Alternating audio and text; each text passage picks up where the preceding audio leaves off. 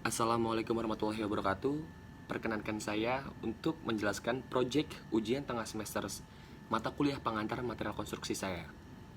Perkenalkan, nama saya Muhammad Erlanda Hamka Pradipta dari Universitas Pembangunan Jaya Teknik Sipil Angkatan 2019. Pada kali ini saya akan menjelaskan beberapa materi. Yang pertama itu ada general, kayu, agregat, semen, air semen dan admixture, beton segar, dan juga ada kekuatan beton. Kita masuk ke yang materi pertama, infrastruktur. Apakah itu? Pengertian infrastruktur. Infrastruktur itu adalah sistem dari fasilitas umum, baik yang didanai oleh publik ataupun swasta, yang menyediakan layanan, pengiriman, dan standar kehidupan yang berkelanjutan.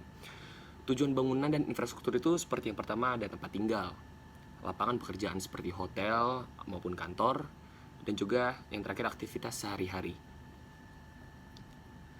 Jenis-jenis bangunan pada Peraturan Daerah Provinsi DKI Jakarta Nomor 7 Tahun 2020. Yang pertama itu ada bangunan sederhana, gedung 1 lantai sampai 4 lantai, gedung bertingkat sedang dari 4 sampai 7 lantai, dan juga bangunan bertingkat tinggi dari 8 sampai ke atas lantai. Ini adalah jenis-jenis infrastruktur. Sekarang kita masuk ke materi kedua, yaitu kayu. Ada penjelasan, contoh bagian-bagian kayu, jenis-jenis kayu, sifat-sifat kayu, dan juga faktor pengaruh mekanik kayu. Penjelasan kayu itu adalah bahan yang ramah lingkungan, diproduksi dari siklus tanam, sumber kekayaan alam yang alami dan tidak akan habis, dan itu disebut sebagai renewable resource. Ini adalah bagian-bagian kayu.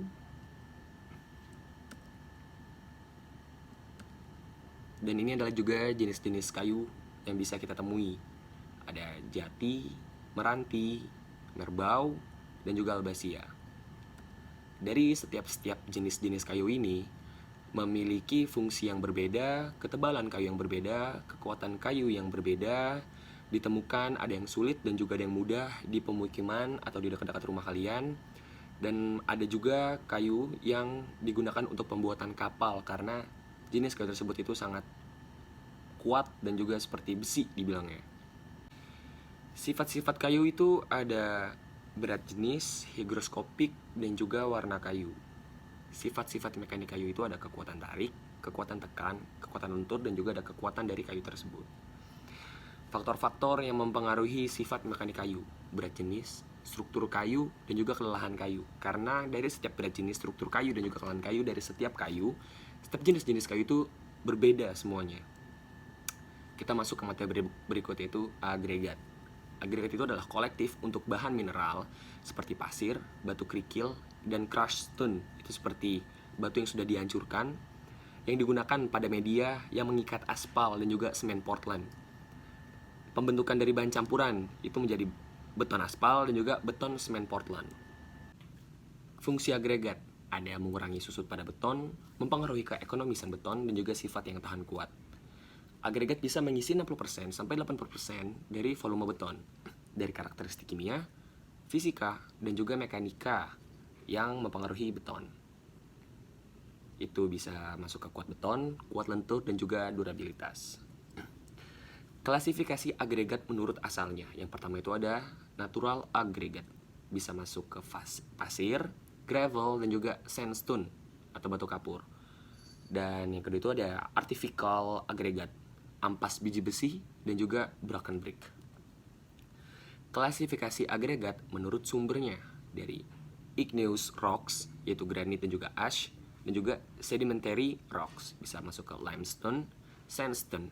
Dan kita ada teori metamorfosis, ya, itu dari metamorfosis ke sedimentary rocks dan bermetamorfosis menjadi marble.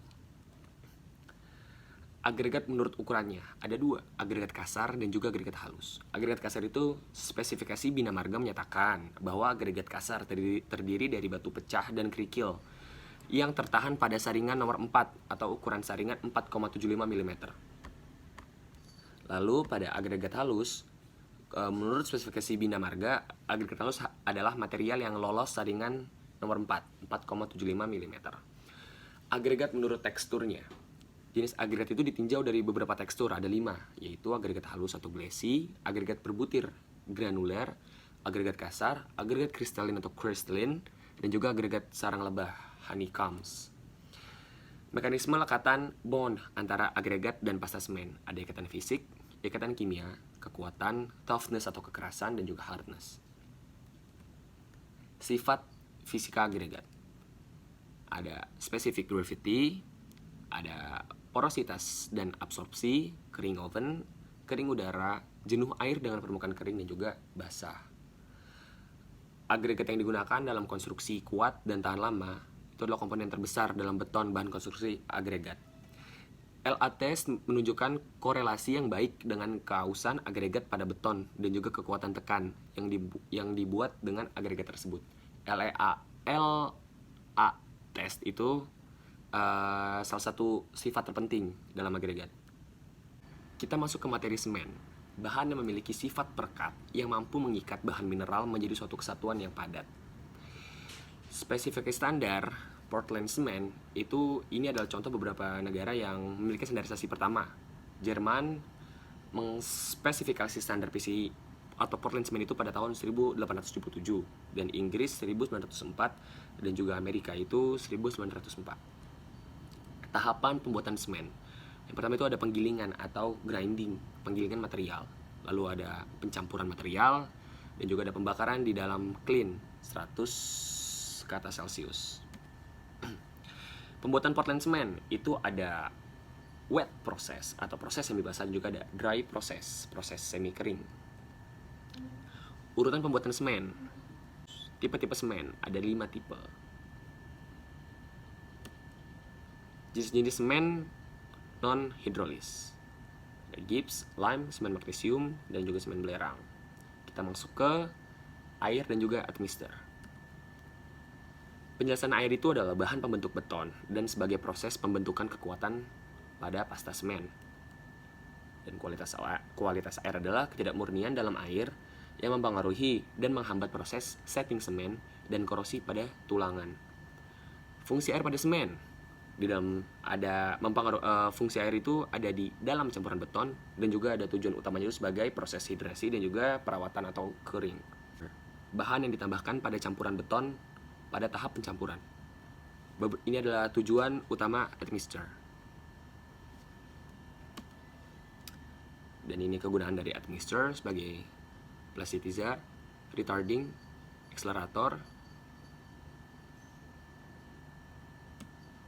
Dan ini adalah bahan kimia lainnya pada konstruksi beton.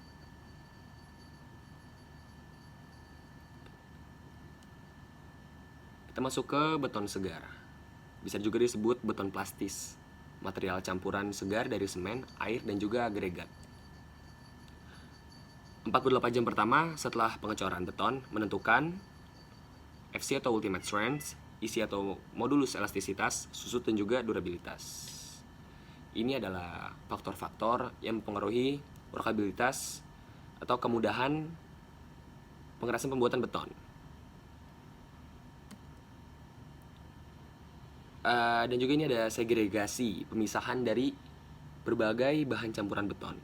Dari tendensi untuk terjadinya segregasi, ada hal penyebabnya segregasi, dan juga ada contoh beton yang mengalami segregasi. Pencegahan segregasi, ini ada penggunaan air dengan syarat tertentu, ukuran agregat sesuai dengan syarat, dan juga pemadatan yang baik. Kita masuk ke materi kekuatan beton. Beton adalah bahan konstruksi bangunan yang terdiri dari semen, agregat, dan juga air. Ini adalah jenis-jenis beton, ada 11. Dan kuat tekan beton, besarnya beban satuan luas menguji kekuatan beton dengan mesin tekan. Kuat tekan beton ini adalah sifat terpenting dari pembuatan beton. Digunakan untuk mengukur beton tersebut apakah memiliki kuat tekan yang baik atau tidak. Dan cara yang baik untuk merawat beton itu ada 5 cara. Persyaratan kuat tekan beton ada low strength concrete, ada moderate strength, dan juga ada high strength.